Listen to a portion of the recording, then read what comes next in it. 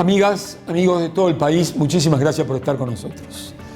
Hemos preparado en el día de hoy un programa muy especial que, por supuesto, tiene que ver con lo que está aconteciendo en el planeta, nuestra casa, la Tierra, lo que le pasa a los seres humanos de todo el mundo.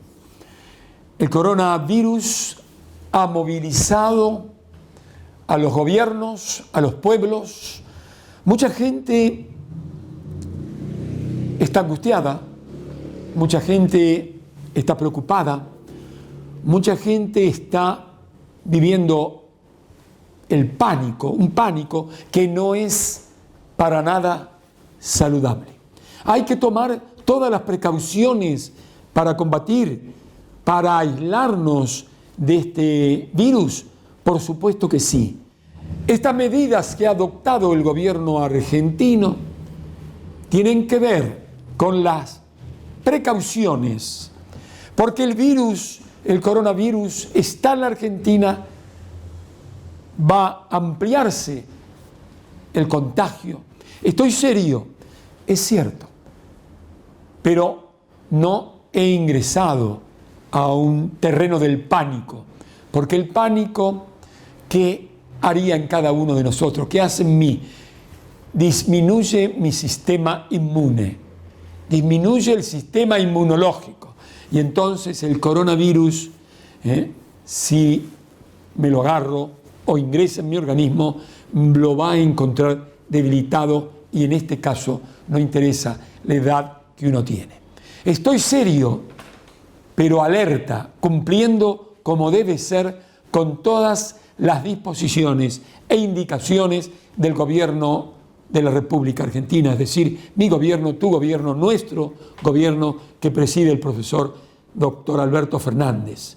Estoy serio, pero consultando a quienes saben más, no solo en la Argentina, sino en el mundo. Como modestia te digo, te presento dentro de unos instantes un reportaje que hicimos en estos días a una de las personalidades científicas más importantes del mundo. Se trata de un argentino que vive hace 44 años en Francia, Edgardo Carosella, un científico que entrevisto hace muchos años y que me honra con su amistad.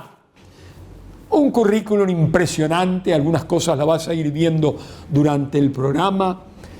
Entre otros merecimientos, el doctor Edgardo Carosella es miembro de la Academia Nacional de Ciencias de Francia. Fue uno de los incorporados más jóvenes de la historia. Esa academia data de 1666, como lo van a poder comprobar. Entonces, como él actualmente, hace ya tiempo, es jefe de hematología e inmunología de uno de los hospitales más importantes del mundo, que es el Hospital San Luis en Francia.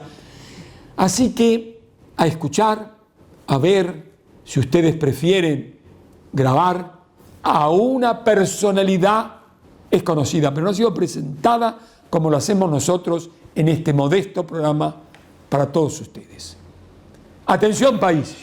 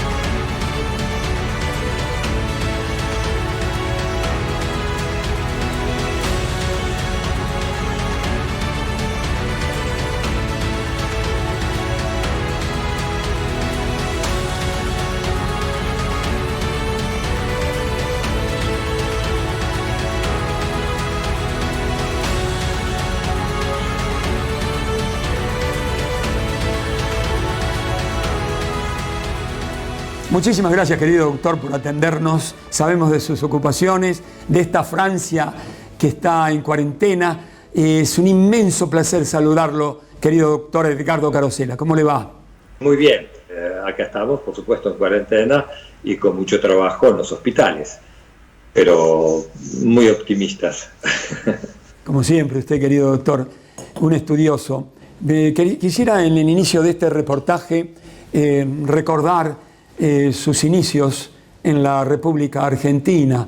Desde su niñez, si usted me quiere ir contando algo, sus estudios, por cómo llega usted a ser un inmunólogo de prestigio internacional, ser incorporado a la Academia de Francia, en la Academia Nacional de Francia, que data de 1600 y pico, estar al frente del servicio de hematología y de inmunología de un hospital tan prestigioso como es el Hospital San Luis en Francia. Cuénteme un poquito su vida, doctor. Es muy simple. Yo comencé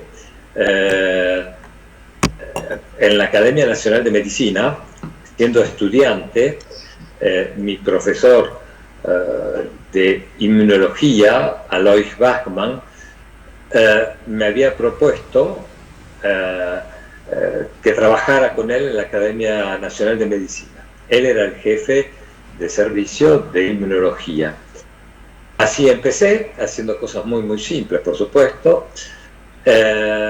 y un día el director, el doctor Alfredo Pawlowski, me propuso darme una beca para quedarme, y de la beca de Fundaleu, y empecé con una beca de Fundaleu. El tiempo pasó, yo terminé mis estudios, y un día llega el profesor Jean Bernard del Hospital San Luis a Buenos Aires, que eran muy amigo del profesor Pawlowski, y había lazos importantes entre los dos institutos, es decir, que regularmente los profesionales de la Academia Nacional de Medicina, del Instituto de Hematología, venían acá a Francia. Lo encuentro y un mes más tarde me invita a venir a París. Y así es, acepto. Yo tenía que venir por 2 años. Alfredo deseaba que retornara a Argentina, y me quedo un poco más de 2 años, voy a hacer la residencia, y desde el primer día estuve trabajando con el profesor Jean Dosset, que en el año 1981, es decir, 6 años más tarde de mi incorporación en su servicio, es nombrado Premio Nobel. A partir de ahí, yo continúo a acompañarlo. Luego voy a tomar la dirección de la unidad de investigación sobre las células madres hematológicas. Luego voy a sucederlo en la jefatura del departamento y en la presidencia del Centro de Polimorfismo Humano. Al mismo tiempo, yo continuaba mi investigación, que usted probablemente sabe, fue el descubrimiento de la molécula HLA-G, que es la molécula que permite una tolerancia de la madre hacia el feto durante 9 meses. Desgraciadamente, cuando esa proteína se expresa sobre las células tumorales, también produce una tolerancia, pero esa tolerancia es nefasta porque va a permitir a la célula tumoral diseminarse y hacer metástasis. ¿No? Ese descubrimiento fue el que me permitió ser nombrado en la Academia de Ciencias de París, del Instituto de Francia, a la European Academy of Sciences, a varias academias españolas del Instituto de España, y hacer, bueno, un pequeño este recorrido. Y hoy todavía sigo ejerciendo como jefe de departamento, presidente del Centro por Polimorfismo y director en el Comisariado de Energía Atómica de Francia. Sería importante recordarle a aquellos que no lo saben o informarles al público de todo el país que está mirando este programa que el doctor Carosella, con su flamante, encantadora esposa, él mirando cuando estaba embarazada, ahí se preguntaba, Edgardo, este queridísimo amigo y prestigioso científico internacional, cómo no había rechazo en eso. A partir de ahí agudizó su ingenio, su estudio, su investigación y llegó a este descubrimiento fabuloso. ¿Fue así, Edgardo, o yo estoy exagerando un poco? No, es decir, la pregunta, es cierto que la pregunta no las hacíamos con el profesor Dosé muchos años antes, pero el embarazo de mi esposa, mi primera hija, Astrid, que usted conoció, dado que usted nos recibió de una manera formidable en su programa, las dos, me llevó a tratar de aprofundir más el problema, es decir, que lo habíamos dejado un poquito de lado y en el momento del embarazo, de esa maravilla que es una vida que se construye, preguntarme por qué mi esposa no la rechaza, dado que por la mitad mi hija tiene mis genes, es decir, de que normalmente tendría que ser rechazado. Si inmediatamente después del nacimiento usted se hiciera un pequeño trasplante de piel, por ejemplo, muy pequeño, del bebé a la madre, va a ser inmediatamente rechazado, porque entonces durante 9 meses se establece ese equilibrio. Y es así que en el año 1991 pude describir por primera vez la molécula HLA-G responsable de esta tolerancia. Bravo, maestro. Bien, doctor. Usted sabe bien que lo he llamado porque usted es un científico de prestigio internacional, inmunólogo, y me puse a leer un poco. Hay gente que cree que este periodista sabe, no, yo leo mucho e intento que lo que leo es saber preguntar, nada más que preguntar constantemente a personas tan estudiosas como usted. Porque sobre lo que usted está contando, por ejemplo, pareciera que en un investigador, en un científico, donde hay pasión, inteligencia, parece que eso transcurre durante las 24 horas de su vida, porque mientras usted miraba a su esposa, no estaba en un laboratorio usted. No, bueno, puede ser que sea una deformación profesional, es decir, de que terminamos por, a fuerza de hacer preguntas constantemente, terminamos por preguntarnos todo. Claro. Por definición, un investigador tiene que ser un hombre curioso. Es muy curioso. A veces le trae problemas, pero por definición tiene que ser curioso. El investigador tiene que tener 2 características, o por lo menos. El primero, ser muy curioso, y el segundo, tener siempre el poder de admiración, como tienen los chicos cuando encuentran algo que parece simple y están completamente admirados. Un investigador tiene que tener ese poder de admiración, de admirar todo lo que está viendo y sobre todo de analizar esos resultados que parecen siempre no específicos. Es decir, que cuando uno hace una experiencia, va a obtener 2 tipos de resultados. Uno es lo que uno está buscando. Encontró lo que uno se propuso de analizar. Y luego va a encontrar un segundo tipo de resultados, que ese no lo imaginó, no lo pensó, pero que la experiencia le está dando. Enfrente de ese resultado hay 2 posibilidades. O uno dice, no es específico, no tiene demasiada importancia, o le da una gran importancia. Mi maestro, Jean Dosé, me enseñó que había que darle más importancia a ese resultado que a lo que uno estaba buscando. ¿Por qué?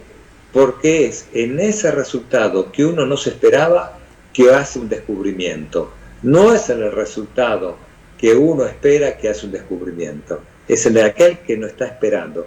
Es decir, que tiene que tener la capacidad de admirarse, de observar y de ir adelante con lo que no esperaba. Doctor, sobre el coronavirus se ha hablado, se ha escrito, se ha visto tanto en los últimos tiempos en la Argentina y en el mundo que yo he buscado, tratado, buceado, investigado qué pregunta le hago yo que no hayan hecho, que no se hayan hecho demasiado en el mundo. Y la primera pregunta es, ¿hay algunas personas, doctor, que se enferman gravemente con el coronavirus, pero la mayoría no? Entonces, ¿en qué influye y de qué manera, querido inmunólogo prestigioso, fenomenal, el sistema inmune en la persona? Es cierto de que hay, desde hace 2 meses, se han publicado muchos trabajos y hay muchos artículos. Pero hay que primero hacer una gran diferencia, porque muchos artículos se refieren al coronavirus, pero no al coronavirus 19 que mutó y infecta al hombre, sino al coronavirus otros que son propios de los animales y que no infectan al hombre. Entonces hay que hacer la diferencia, porque si bien pertenecen a la misma familia, no es exactamente el mismo virus. ¿Qué es lo que sucede? Porque hoy prácticamente 98% de los enfermos se curan. Es decir, que hay nada más que 2% de enfermos, globalmente, 2% de enfermos que tienen que van a deceder.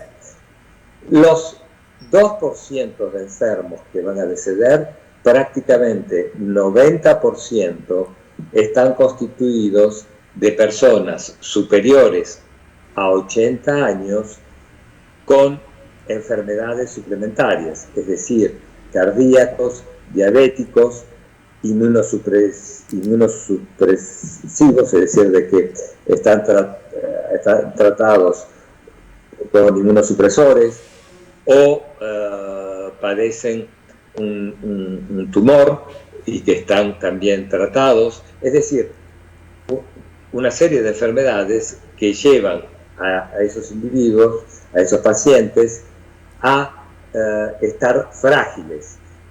Y como el coronavirus produce una neumonía importante en un individuo fragilizado, va a ser mucho más letal.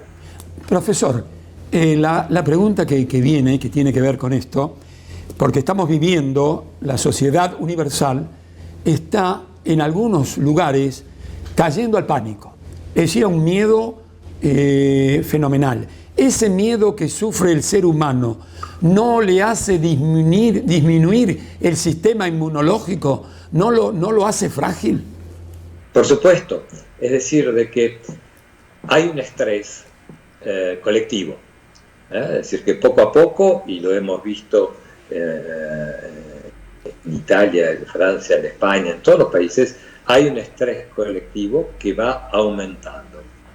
Ese estrés produce una serie de radicales oxidativos que hacen que sean tóxicos para la célula, tóxicos para el ADN de la célula sobre todo, y que van a llevar a una linfopenia importante, que es la primera característica de esta enfermedad, y una inmunodeficiencia en cierta manera. Es decir, de que no es que no hay que prestar atención a esta pandemia y epidemia. No, pero hay que tomarla con calma. Es decir, que no hay que pensar en la epidemia como fue la gripe española o como pudo haber sido la peste negra. No, es decir, hay que pensar que, bueno, es una gripe y 98% de los individuos que han contactado el virus se han curado. Encima, muchos son portadores sanos que pasan esta infección con un pequeño resfrío, una pequeña gripe, sin necesidad de ir al hospital. Realmente los casos que necesitan hospitalización es de alrededor de 25-30%, pero no todos los enfermos que han contractado el virus necesitan una hospitalización, seguramente que no. Doctor, usted hizo referencia a la gripe española. Mal llamada gripe española, porque en realidad los españoles no tenían nada que ver con la guerra, estaban al margen de la guerra muy bien. Y murieron en el mundo 40 millones de personas. En España hubo 800.000 infectados, murieron 300.000 españoles. Después no hubo mucha información porque por los que formaban parte de la Primera Guerra hicieron una censura. Pero la pregunta que le quiero hacer a usted, querido inmunólogo amigo, que tiene la gentileza de atenderme, me siento su amigo yo, de usted, de su esposa, de sus encantadoras niñas que conocí. Muchísimas gracias. Es justo que usted me interrogue. Entonces, doctor, hay una pregunta que me parece que es importante para la humanidad, que le voy a hacer. Mire, parece una jactancia de la pregunta, pero hay una pregunta que seguramente hay respuestas. A la gripe española, que terminó con la vida de 40 millones de habitantes en el planeta, sí. No, después el virus vino, se llevó a 40 millones de personas, dejó miles de enfermos y después se fue solito. ¿Qué explicación tiene? Exactamente. Bueno, primero tiene mucha razón en aclarar de que en realidad la llamamos la gripe española, pero es gratuitamente, porque los españoles la pasaron, pero no fueron ellos los que tuvieron el origen. En realidad lo que sucede es que hay que ponerse en esa época. Es decir, que primero la población estaba débiles. Pero que... Por eso moría gente joven. Perdón, doctor, que lo interrumpo, qué irrespetuosidad. Por eso moría gente joven. Pero aparte, el problema es que cuando se infectaban,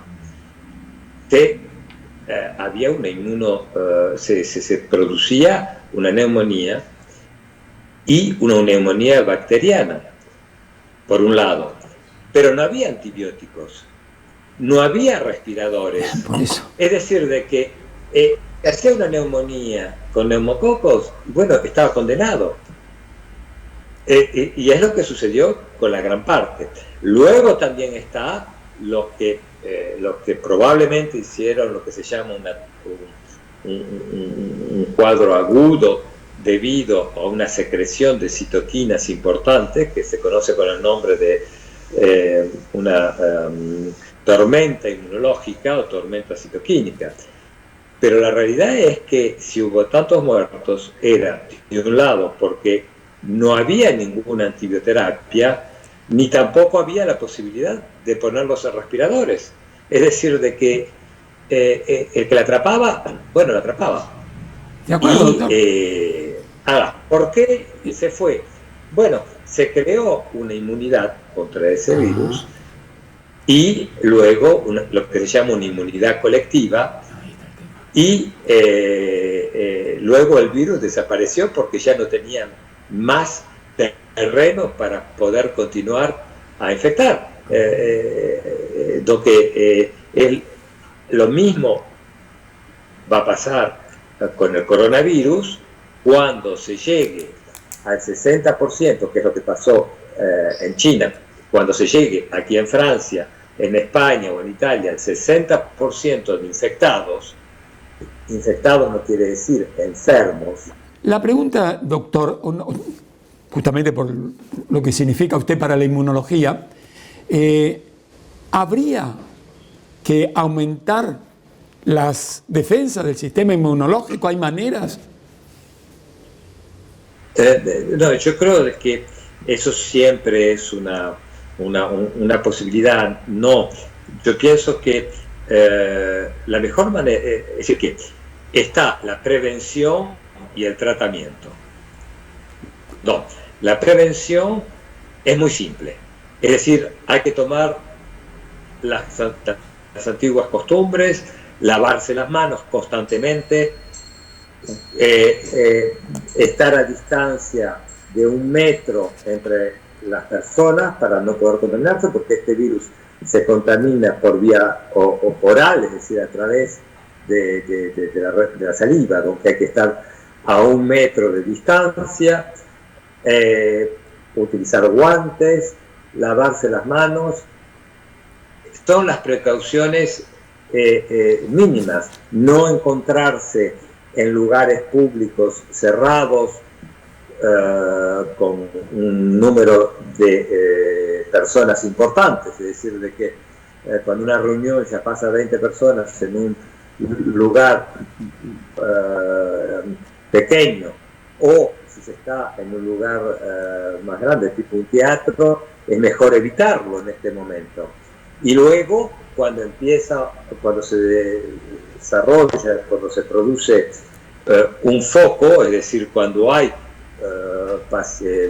individuos infectados, hay que inmediatamente bloquear esa zona, es decir, que los que viven en esa zona no puedan salir durante por lo menos 14 días o 3 semanas. No hay que olvidar que este virus es muy, muy contagioso. No es muy malo, pero es muy contagioso. Una persona puede contagiar 2, 3 personas y sucesivamente. Entonces, la importancia de detectar inmediatamente cuál es el primer individuo que contaminó para bloquear la región, el sitio, y que los individuos no se desplacen de un lado al otro, aumentando los focos de contaminación. ¿Cuánto tiene que ver? Después está el tratamiento. La mayor parte de los pacientes lo pasan en su casa como si fuera una pequeña gripe, una tos, fiebre y tomando paracetamol. Es decir, que no hay grandes tratamientos. Y luego sí pasamos a los pacientes con un cuadro de deficiencia respiratoria y que necesita ser hospitalizado. Donde están los 3 niveles. Y, por supuesto, los que no tienen ninguna sintomatología, que a lo mejor lo pasan con un resfrío y nada más.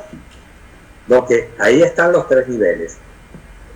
Donde hay en realidad un solo nivel en el cual va a necesitar ser hospitalizado porque hay una real urgencia. ¿Cuánto tiene que ver, querido doctor, cuánto tiene que ver la educación, el sentido de comunidad y el amor entre los seres humanos, palabra que no se usa mucho, ¿no?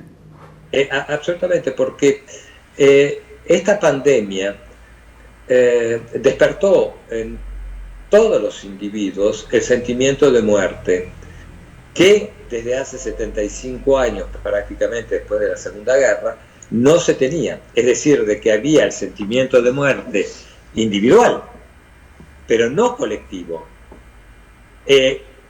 Esta pandemia despertó este sentimiento, pero al mismo tiempo despertó los mismos desconfianzas hacia el otro, tratando de no acercarse, totalmente lo contrario, alejarse y replegándose en uno mismo. ¿Qué es lo que también hay que evitar? Hay que respetar una distancia de 1 metro, pero no hay que poner una distancia de infinito o muchos metros hacia el otro. Y en todo caso, el saludo, que es tan importante, que podría perdurar a través de la historia, del tránsito de estos caminos por la vida, con el abrazo del corazón, de la mente hacia el otro, ¿no, doctor? Por supuesto. De todas maneras, cuando esta pandemia va a terminar, no vamos a ser los mismos después que lo que fuimos antes, ni en el aspecto económico y la visión de la globalización, ni en el aspecto humano vis-a-vis de el otro, que forma parte integrante de nosotros mismos. Qué lindo mensaje este final. Bueno, doctor, ¿hay reuniones en Francia, en la academia, por este motivo? Por supuesto,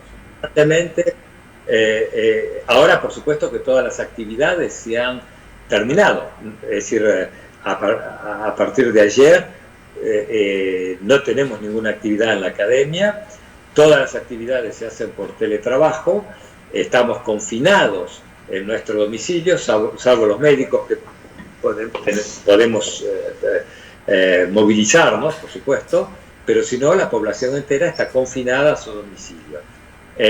Hasta ahora, estos 2 meses, trabajamos mucho en reuniones para comprender la enfermedad, las diferentes etapas, para ciertos laboratorios, como es el Instituto Pasteur, trabajar sobre la vacuna, y los otros laboratorios, es decir, universitarios hablo, trabajando sobre las moléculas que conocemos, antivirales, para saber cuáles podemos emplear. Algunos ensayos clínicos se han realizado con esas moléculas antivirales, otros están en curso, es lo que nos permite poder emplear probablemente en las semanas que vienen, que van a ser muy difíciles porque el número de pacientes van a aumentar, emplear esas moléculas que las conocemos, ¿no es cierto?, en el tratamiento del coronavirus. Profesor, como argentino, ¿usted cómo ve las medidas que está tomando el pueblo argentino a través de sus gobernantes? Están oficialistas, opositores, científicos. ¿Cómo aprecia eso cuando todavía Argentina no tiene un tema, no ha llegado el momento, afortunadamente por ahora, de la gravedad que hay en otros países? ¿Cómo ve el accionar nuestro? Pienso que es la preocupación que han tomado los dirigentes políticos y los científicos, es una muy buena preocupación, porque Argentina hoy creo que tiene 66 casos nada más, con 2 muertos. Pero no hay que olvidar que hasta hace 3 o 4 semanas Italia tenía muy pocos casos y en este momento tiene 27.000, prácticamente 28.000 casos. Y cuando uno pasa un cierto nivel de casos, es decir, cuando se está aproximando a 80 casos o 100 casos, la curva va muy rápida. Es el caso también que le pasó a España, que está en este momento con prácticamente 10.000 casos y tenía muy pocos. No, que la preocupación de la clase dirigente y política argentina y los científicos es una muy buena preocupación, y yo diría que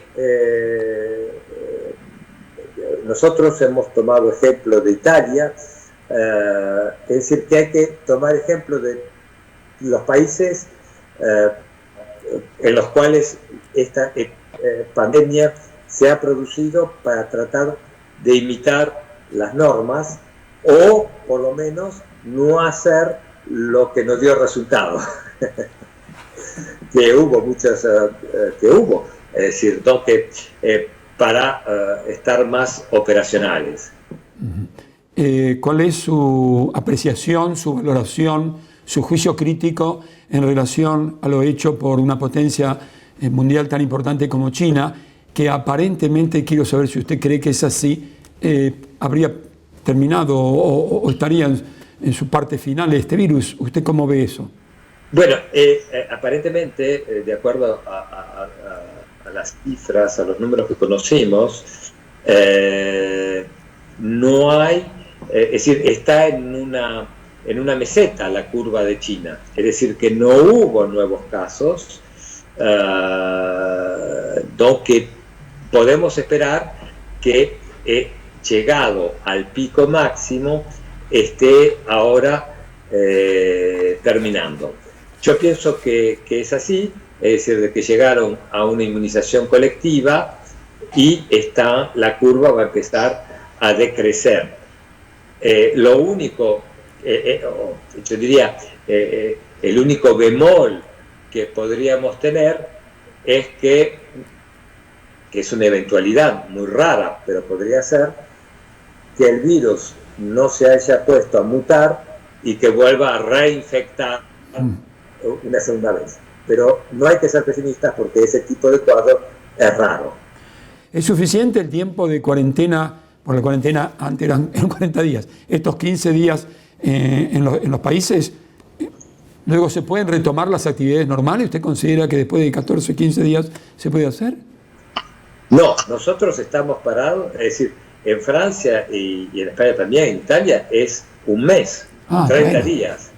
Es decir, que estamos prácticamente más cerca de los 45. Los 14 días fueron para aquellos que no tenían ningún síntoma, pero que estuvieron en contacto con enfermos. Entonces se los separaba durante 15 días. Y si durante esos 15 días no tenían ningún síntoma ni nada de enfermedad, bueno, se consideraba que no habían sido contaminados. Pero es algo muy distinto. Es decir, que son personas que estuvieron en contacto. Por ejemplo, una chica farmacéutica que trabaja en mi servicio tuvo una buena idea de irse al carnaval de Venecia. Bueno, fue formidable. Cuando volvió lo más tranquilo y me dijo, profesor, yo vengo del carnaval de Venecia. La miré y dije, bueno, te vas a tu casa ahora. A bailar a tu casa. Te vas a tu casa, durante 14 días te quedas en tu casa. Y durante 14 días se quedó en su casa, por supuesto que la llamábamos todos los días, andaba lo más bien, no tenía fiebre ni nada, a los 14 días volvió, y bueno, cuando volvió tuvimos que cerrar el servicio porque todo se puso en cuarentena. Pero es diferente, es decir que es una medida, estuvo en un lugar donde había un foco infeccioso, donde ante la incógnita si lo contrajo o no lo contrajo, se lo separa en la casa durante 14 días. Muy bien. Pero no es enfermo. Profesor, bueno, lo último que quiero comentarle y escuchar su opinión es que es medio gracioso y no lo es tanto, que tenemos que estornudar sobre el codo, ¿no es así? Exactamente. ¿Y por qué nos saludamos con el codo? Bueno, hay muchas maneras de saludarse, los chinos se saludan con el pie, otros se saludan con las nalgas, cada uno todo a su gusto, pero sobre todo no hay que cerrar la mano del otro ni tocarle la mano y estornudar en el codo. Podríamos saludarnos con un guiño de ojo, o como hacen los japoneses, ¿no? También. Inclinándonos hacia el otro ser humano, inclinarnos hacia el otro ser humano. Exactamente, podemos hacerlo también. Cada cultura elige su manera de saludarse. Pero yo vi al presidente de los Estados Unidos y todos saludando con el codo, y resulta que estornudan sobre el codo y después se saludan con el codo. Es medio gracioso. Bueno, lo que pasa es que en principio el codo no lo van a llevar a la boca, pero sí llevan a la nariz. Profesor, mis respetos, mi admiración mi valoración, mi orgullo por lo que usted es, como tantos científicos argentinos que están por el mundo, como fue mi amigo, tantos amigos que tengo incluso en la Academia Nacional de Ciencia de los Estados Unidos, el amigo eterno que me saluda siempre, mi amigo René Favaloro, lo tengo a usted entre mis amigos, mi saludo afectuoso a su encantadora esposa, lo felicito porque usted es un constructor maravilloso de una familia estupenda. Y bueno, ¿y sus chicas ya han formado pareja o qué edad tienen? ¿Cómo es la historia? Bueno, sí, mis chicas ahora, una de ellas se casa, la otra también está grande, dos que ya crecieron. No hay que olvidar que yo hace 44 años que estoy en Francia. Claro. Pero eso no cambia en nada mis sentimientos hacia Argentina. Claro, ya lo veo. ¿Piensa venir a la Argentina después de esto en algún momento, profesor? Probablemente, sí, probablemente. Es siempre un gran gusto encontrarme con amigos como usted en Argentina. Bueno, un abrazo, un saludo afectuoso a su encantadora esposa, a sus bellísimas hijas. Me acuerdo de las niñas hermosas en estudio de televisión, sonrientes y orgullosas de su padre y de su madre. Se acordaban ayer cuando les dije... fue una gran alegría. Y para mí también volver a hacer un reportaje con usted es una gran alegría y es un gran placer. Bueno, entonces saludos a través de la distancia, con mi corazón y con mi mente. Gracias, doctor amigo. Y espero que nos veamos o en París o en Buenos Aires. Y en París, por supuesto, que las puertas de mi casa están abiertas para usted. Bueno, con mucho gusto, si estoy por París, esperemos que pase. Lo voy a ir a saludar, doctor. Hasta siempre, doctor. Hasta siempre. Ayer.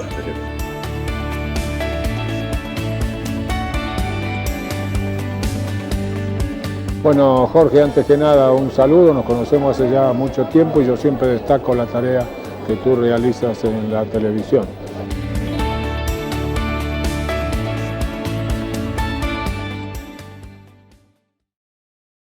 Cuidar el agua nos asegura el futuro.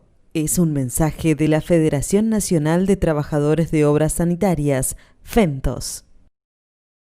Cotto, una empresa 100% argentina que ha sabido crecer al ritmo del mundo actual y ofreciendo la mejor calidad al mejor precio. Cotto es más que supermercados, es una gran familia argentina que crece pensando en su país. Cotto, yo te conozco, ahora conocenos vos.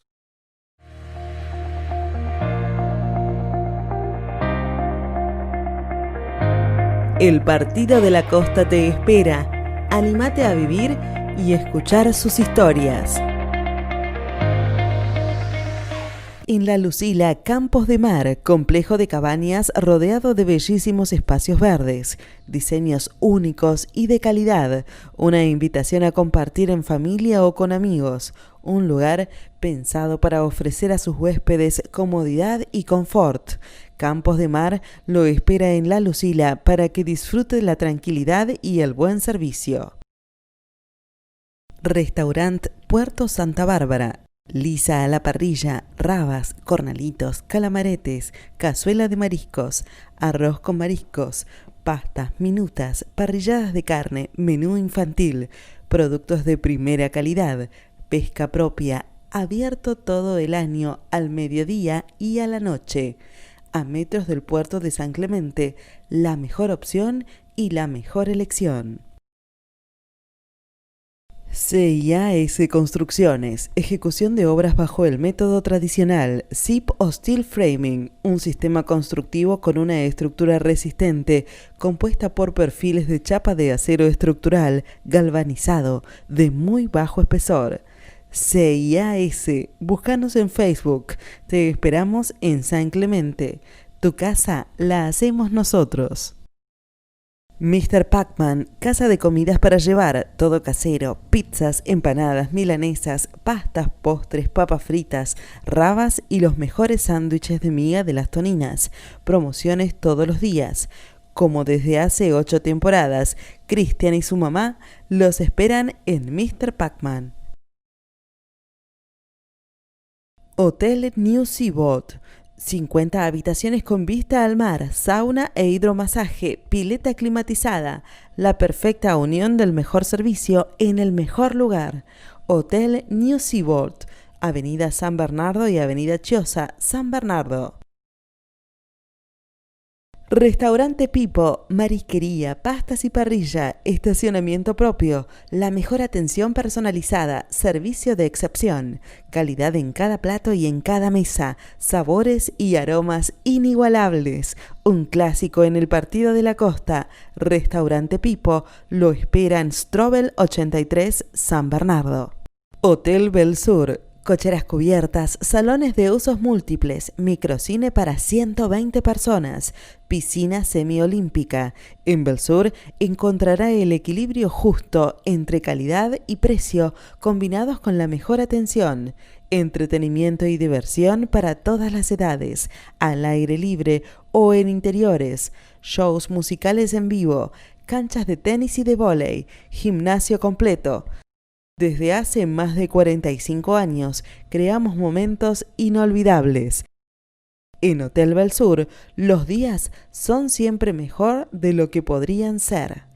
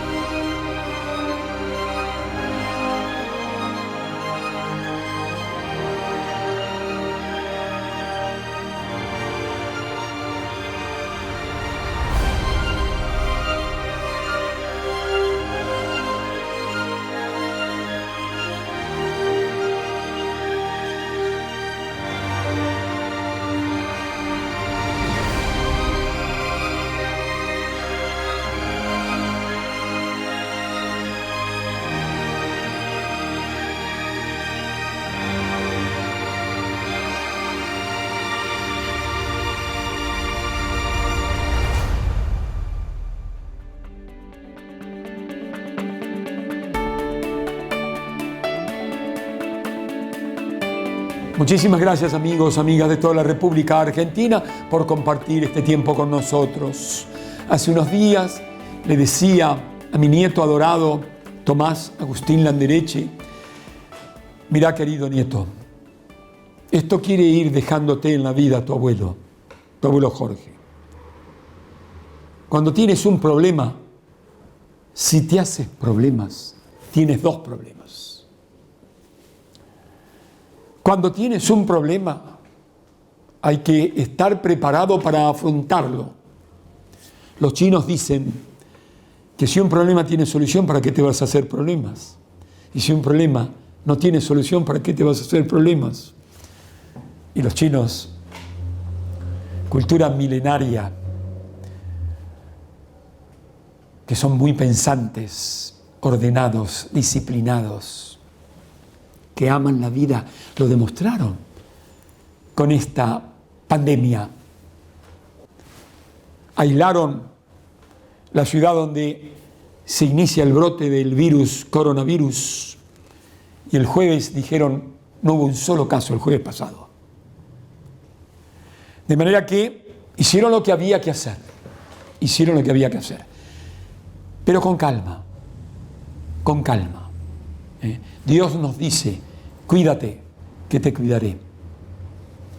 Nada mejor entonces que compartir con todos ustedes, con esa ventana a la esperanza de que esto va a pasar y que vendrán tiempos mejores, sabiendo que este virus no hace distingos sociales y no importa si tenés $1.000 millones, si te agarra te liquida igual, la plata no te salva. Pero nada mejor que escuchar esta canción. Dos notables, extraordinarios intérpretes del canto nos dan esperanzas. Es una oración que deberíamos escucharla todos los días. Atención, país.